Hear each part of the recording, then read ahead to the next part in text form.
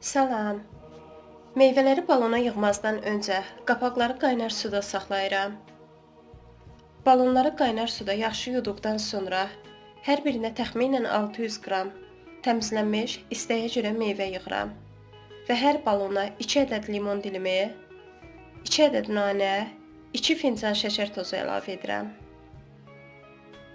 Sonra isə balonları qaynar su ilə doldurub və qaynar suda saxladığım qapaqla bağlayıram.